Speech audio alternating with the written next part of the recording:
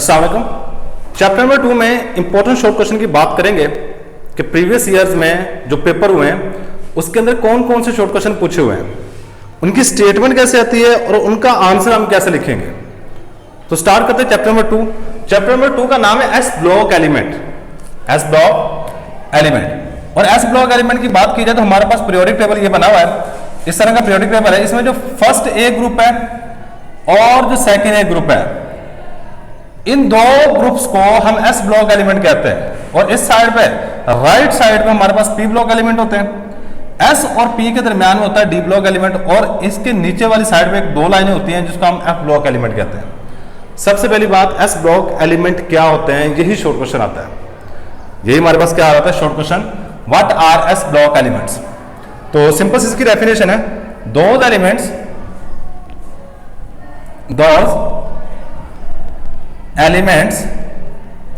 इन which, ऐसे element जिसमें in which S subshell, ऐसे सबशेल होता है, S subshell is in the process of filling, in the process of filling, जिसमें S subshell जो है ये फिल हो रहा होता है, इसको हम कहते हैं एस ब्लॉक एलिमेंट। और सबशेल की बात की जाए तो हमारे पास चार तरह के सबशेल होते हैं, एस, पी, डी और एफ। और इसी लिहाज से हमारे पास पीरियोडिक टेबल को चार हिस्सों में डिवाइड कर रखा है, S block element, P block element, D block element और एफ ब्लॉक एलिमेंट। सही है। इसकी एक और डेफिनेशन करना चाहें तो ये भी कर सकते हैं, group number first A and second A elements, group number first A और सेकेंड ए के जो एलिमेंट्स होते हैं are known as S block element, S block elements. इसके एस ब्लॉक एलिमेंट्स का नाम दे रहे होते हैं। अगर मैं इनकी एग्जांपल की बात करूं, एस ब्लॉक एलिमेंट्स की एग्जांपल की बात की जाए तो मैं यहां पे काफी सारी एग्जांपल दे सकता हूं। फर्स्ट ए ग्रुप के अंदर आ जाता है हमारे पास lithium, sodium, potassium, rubidium, cesium, francium. और सेकेंड ए ग्रुप के अंदर आ जाता है beryllium, magnesium, calcium, strontium, barium. कोई तीन चार एग्जांपल आपने यहां पे दे देनी है, ठीक है। तो ये हमारे पास आ गया जी एस ब्लॉक एलिमेंट के पीरियोडिक टेबल में फर्स्ट ए ग्रुप को और सेकेंड ए ग्रुप को एस ब्लॉक एलिमेंट का नाम देते हैं, ठीक हो गया। इसके अलावा हम ऐसे एलिमेंट जिसमें एस सबशेल में इलेक्ट्रॉन जा रहे होते हैं, इसको भी हम एस ब्लॉक एलिमेंट्स का नाम दे रहे थे। क्या नाम दे रहे थे? एस ब्लॉक एलिमेंट का नाम दे रहे थे। ये सिंपल सी बात आपने याद रखनी है। चलो जी, ये बात होगी। अब सेकंड शॉर्ट क्वेश्चन पास पेपर में आ चुका है, वो है what is the difference between alkali metals and alkaline earth metals. आपने फर्क लिखना है अल्कली मेटल में और अल्कलाइन अर्थ मेटल्स में, इनमें क्या डिफरेंस है। तो पहले नंबर पे अल्कली मेटल की बात कर लेते हैं। ग्रुप नंबर फर्स्ट ए के जो एलिमेंट्स होते हैं इसको अल्कली मेटल कहते हैं, सही है। तो group number first A elements are called alkali metal. और group number second A elements, जो सेकेंड ए के एलिमेंट्स होते हैं इसको हम नाम दे रहे होते हैं, is called alkaline earth metal. इसको क्या नाम दे रहे होते हैं? अल्कलाइन अर्थ मेटल का नाम दे रहे होते हैं। इसके बाद जो अल्कली मेटल होता है ना, इनके आखिरी शेल में एक इलेक्ट्रॉन होता है। इनके आखिरी शेल में अगर बात की जाए तो हमारे पास इनके आखिरी शेल में एक इलेक्ट्रॉन होता है, जैसे लिथियम, सोडियम, पोटाशियम। सोडियम के आखिरी शेल में भी एक इलेक्ट्रॉन होता है, सही है। तो यही बात हम यहां पे लिखेंगे, these metals have one electron in the valence shell, इनके आखिरी शेल में एक इलेक्ट्रॉन होता है। जबकि अल्कलाइन अर्थ मेटल की बात की जाए तो इसके आखिरी शेल में दो इलेक्ट्रॉन होते हैं, सही है। these metals have two electrons in the valence shell, और इनके वैलेंस शेल में दो इलेक्ट्रॉन होते हैं, ठीक हो गया। अब इसके बाद थर्ड नंबर में जो बात हम करेंगे अल्कली मेटल के आखिरी शेल में एक इलेक्ट्रॉन है, अल्कलाइन अर्थ मेटल के आखिरी शेल में 2 इलेक्ट्रॉन है। सो इस लिहाज से इनकी जनरल इलेक्ट्रॉनिक कॉन्फ़िगरेशन की बात की जाए तो general electronic configuration, general electronic configuration of alkali metal, of alkali metals are NS1, क्योंकि इनके S सब शेल में एक इलेक्ट्रॉन होता है। और general electronic configuration of alkaline earth metal, alkaline earth metals are NS2, इसकी क्या है हमारे पास NS2 जनरल इलेक्ट्रॉनिक कॉन्फ़िगरेशन है। ठीक हो गया। लास्ट में हम एक एग्जांपल की बात कर लेते हैं, 1-2 एग्जांपल दे देते हैं। अल्कली मेटल में बात की जाए तो हमारे पास आ जाता है lithium, sodium, potassium, rubidium, caesium, ETC। Alkaline earth metal की बात करें तो इसमें बेरिलियम आ जाएगा, मैग्नीशियम आ जाएगा, कैल्शियम आ जाएगा, स्ट्रोंशियम आ जाएगा, बैरियम आ जाएगा और रेडियम वगैरह। सही है, ये हमारे पास अल्कलाइन अर्थ मेटल। 4 डिफरेंस लिख लिया है 2 नंबर के लिए। मैं कहता हूं 2 भी लिख दोगे वहां पे तो काफी है, लेकिन 4 लिख दो कंफर्म 2 नंबर मिलेंगे आपको। ठीक हो गया। ये था जी हमारे पास short question number 2। Short question number 3 पे आ जाओ। Why alkali metal are good reducing agent? Alkali metal जो होती है अच्छी रिड्यूसिंग एजेंट क्यों होती हैं? जरा बात को समझिएगा। मैं आपको एग्जांपल देकर इसको एक्सप्लेन करता हूं। मेरे पास सोडियम एटम देखा जाए ना, सोडियम एटम के आखिरी शेल में आपको पता है कितने इलेक्ट्रॉन होते हैं? 1 इलेक्ट्रॉन होता है। कितने इलेक्ट्रॉन होता है सोडियम के आखिरी शेल में? सिर्फ और सिर्फ 1 इलेक्ट्रॉन होता है। सोडियम के आखिरी शेल में 1 इलेक्ट्रॉन होता है। इसी तरह अगर मैं NaCl बनाऊं, मैं क्या बनाऊं? अगर मैं NaCl बनाता हूं तो क्लोरीन के आखिरी शेल में 7 इलेक्ट्रॉन होते हैं। क्लोरीन के आखिरी शेल में 7 इलेक्ट्रॉन हो गए। ले जी हमारे पास क्लोरीन का एटम है, पहले शेल में 2 इलेक्ट्रॉन, दूसरे शेल में 8 और तीसरे शेल में हमारे पास इलेक्ट्रॉन होते हैं 7। तो ये क्या कहते हैं? ये इलेक्ट्रॉन निकालता है, ये सोडियम है और ये क्लोरीन है। इसने इलेक्ट्रॉन निकाला, सोडियम ने क्या किया? और याद रखिएगा sodium is alkali metal. Sodium क्या हमारे पास है?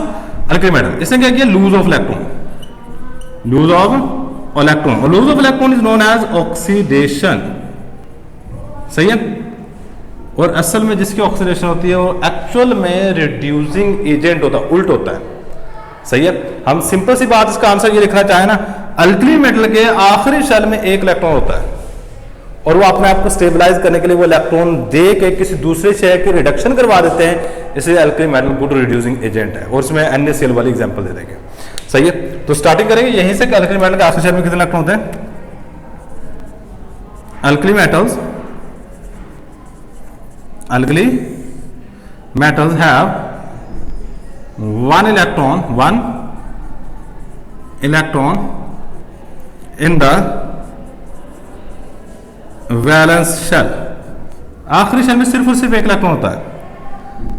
सो अल्कली मेटल क्या करती हैं? ये इलेक्ट्रॉन निकाल देती हैं। अल्कली मेटल्स लूज इलेक्ट्रॉन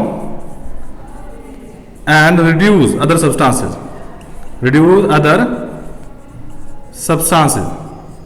दूसरी शेल को इलेक्ट्रॉन दे के बाय डोनेटिंग इलेक्ट्रॉन, चलिए by donating electron. Alkali metal क्या करती है? इलेक्ट्रॉन देकर अगली शेल में इलेक्ट्रॉन जब ऐड होगा तो उसकी होगी रिडक्शन, मतलब उसकी रिडक्शन करवा देते हैं। इसीलिए दैट्स वाई, इसी वजह से that's why alkali metals are good reducing agent. Good क्योंकि ये दूसरी शेल की रिडक्शन करवा देते हैं, इसीलिए ये अच्छी रिड्यूसिंग एजेंट होती हैं। सही हो गया। ये इसका आंसर आएगा। एग्जाम्पल देना चाहें तो आप ये वाली एग्जाम्पल दे सकते हैं। जैसे सोडियम क्लोराइड के दरमियान में जो बॉन्ड बनता है, ये बेसिकली यहाँ पे sodium metal act as a reducing agent because it donate electron to the chlorine atom. So that's why here sodium metal is act as a reducing agent. Sodium metal किसके तौर पे काम कर रहा होता है? एज अ रिड्यूसिंग एजेंट के तौर पे काम कर रहा होता है। ये सिंपल सी बात आपने याद रखनी है। ठीक हो गया। अब आ जाएंगे शॉर्ट क्वेश्चन नंबर 4 पे। Short question number 4, right down the occurrence of alkali metal. Alkali metal की अकरेंस लिखें, मतलब अल्कली मेटल पाई कहां काम जाती है। याद रखिए alkali metal more reactive compounds हैं, ये फ्री स्टेट में तो नहीं पाए जाते। से पहले नंबर हम ये बात लिखेंगे, alkali metal, alkali metals do not found in free state. Free state का मतलब होता है अकेले पाया जाना, जैसे सोडियम अकेला पाया जाए, अकेला नहीं पाया जाता।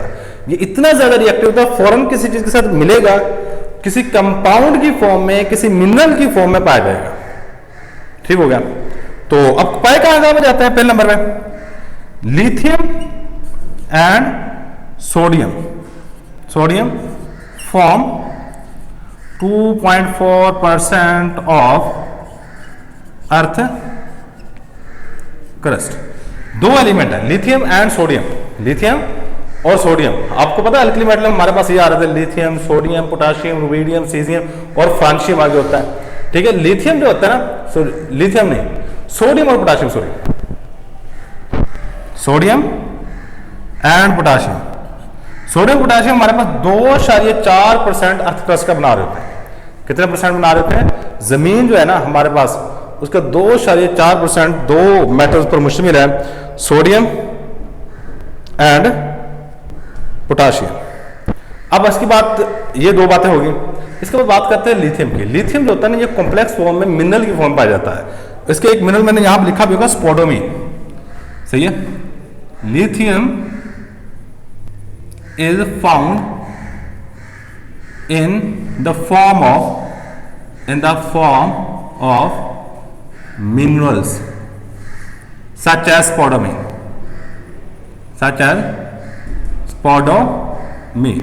और स्पोडोमीन का फार्मूला यहां पे लिखा है LiAlSiO3 ट्वाइस।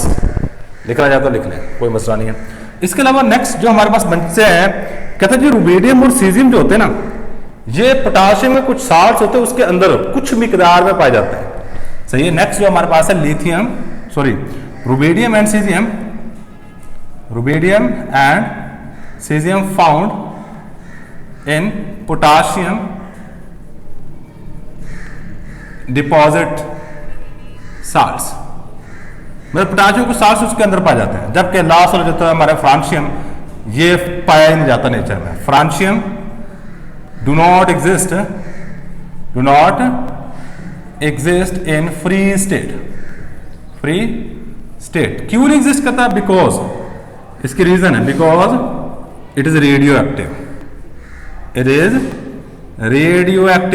ये रेडियो एक्टिव होता है नेचर के अंदर, फ्री स्टेट में या वैसे भी ये पाए नहीं जाते। इसको लैब के अंदर तैयार कर, आर्टिफिशियली प्रिपेयर्ड है, रेडियो एक्टिव आइसोटोप। ठीक है, रेडियो एक्टिव है।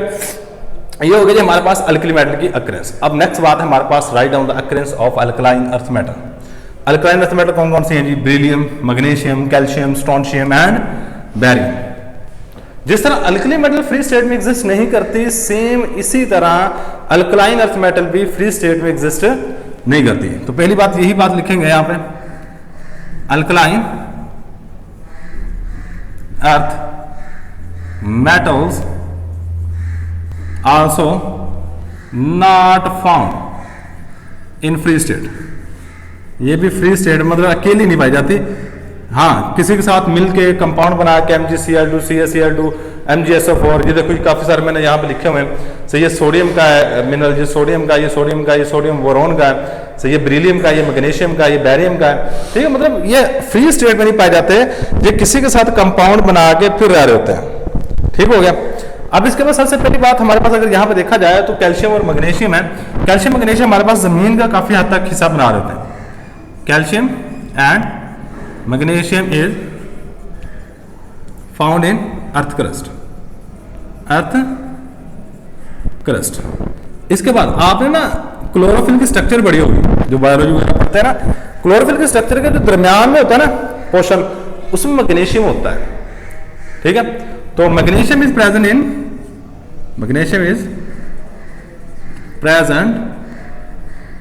इन क्लोरोफिल, मतलब प्लांट के अंदर क्लोरोफिल होता है, उसके अंदर मैग्नीशियम पाया जाता है।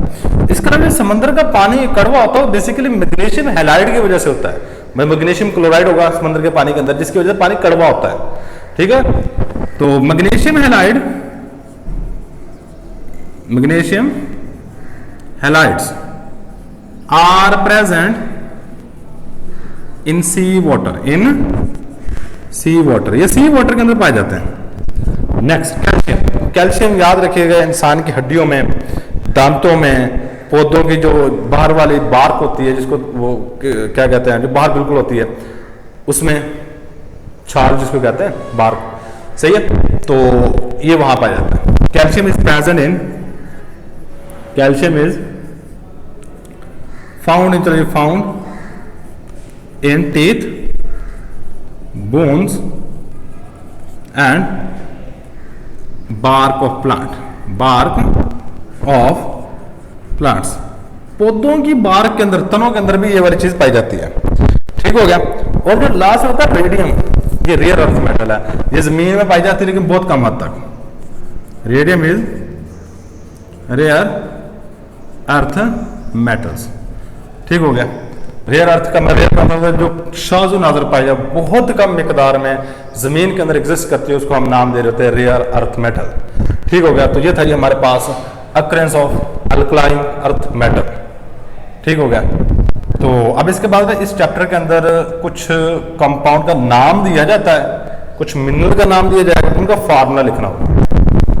ये वाला क्वेश्चन जो नीचे दिया हुआ है, ये अगर आप कर सकते हो तो बेहतरीन बात है, अगर नहीं कर सकते तो इसको छोड़ दीजिएगा।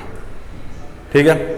क्योंकि प्रीवियस ईयर के अगर पेपर देखो, कभी कोई पूछे होते हैं नाम, कभी कोई पूछे, बाज़ होता है ना कि ये वाले कॉमनली पूछे जाते हैं, सही है। तो इस तरह की बात नहीं, एग्जामिनर की मर्जी है, वो कोई से भी दो नाम उठा के पेपरों में आते हैं, सही है, कोई से भी दो नाम उठा के पेपर में दे दे, क्योंकि ये 3-4 चैप्टरों के अंदर है, सही है। हर चैप्टर में जब याद करते हैं ना, वो आपसे मिक्सअप होने शुरू हो जाते हैं, सही, शायद पेपर में आए और आप वहाँ पर गलत लिख के ना आ जाओ। उससे बेहतर है कि अगर आपको रट्टा बहुत ज़्यादा मजबूत है, आपको कन्फर्म पता है कि मैं याद कर लूँगा सारे पेपर, तो बेहतरीन बात है। अगर नहीं याद हो तो कोई मसला नहीं है, सही है। सबसे पहले हमारे पास स्पोडामीन का फार्मूला LiAlSiO3 ट्वाइस होता है। रॉक साल्ट, जिसको कॉमन साल्ट भी कहते हैं, NaCl है। Chile saltpetre, sodium nitrate है। नेट्रॉन NaNO3.H2O है। बोरेक्स का फार्मूला अगले चैप्टर में भी है, सही है, Na2B4O7.10H2O होता है। साइलवाइट पोटाशियम क्लोराइड है। बिराइल Be3Al2SiO3 और बाहर वाली साइड में 6 है, ब्रैकेट लगा के। डोलोमाइट का मैग्नीशियम कार्बोनेट और कैल्शियम कार्बोनेट है। बेराइट का बैरियम सल्फेट है। फ्लोराइड का कैल्शियम फ्लोराइड है।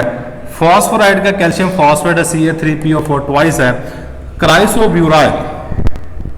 क्राइसोब्यूराइल का फार्मूला Al2BeO4। टोटली डेटाबेस है, कोई कॉन्सेप्ट नहीं है इसमें, से अगर कर सकते हो तो कर लीजिएगा, बहुत ही बेहतरीन बात होगी। अगर नहीं कर सकते तो कम से कम जो आसान है वो तो कर लो। जिस तरह फ्लोराइड नाम से ज़्यादा कैल्शियम फ्लोराइड, सही है। फॉस्फोराइड कैल्शियम फॉस्फेट है, सही। इस तरह ये बोरेक्स, ये तो आप अगले चैप्टर में भी कर लोगे, सही है। रॉक साल्ट आम खाने का नमक है। स्पोडामीन का कर लो, ये तो कम से कम लाजमी करो जो आसान से हैं। बाकी जो मुश्किल है उसको छोड़ दो, क्योंकि कम्प्लेक्स ना कीजिए, जितने आसानी से याद हो सकते हैं ना उतने आसानी से कर लीजिएगा। ठीक हो गया। तो ये था जी हमारे पास पार्ट नंबर 1 है चैप्टर नंबर 2 के शॉर्ट क्वेश्चंस का। इसको अच्छे तरीके से देख लीजिएगा। और यहाँ से पास पेपर में काफ़ी दफ़ा शॉर्ट क्वेश्चन आ चुके हैं, और इंशाल्लाह नेक्स्ट जो भी शॉर्ट क्वेश्चन आते हैं नेक्स्ट पार्ट बनाएंगे, 3 या 4 पार्ट बनेंगे, वो हम देख लेंगे कितने पार्ट बनते हैं, सही है। क्या शॉर्ट क्वेश्चन पूछा जाता है, क्या उसका आंसर लिखना है, वो सारे के सारे हम यहाँ पर डिस्कस कर लेंगे। तो ये बच्चे हमारे पास आज का लेक्चर, इसका स्क्रीनशॉट लाजमी ले लीजिएगा। अल्लाह हाफिज़।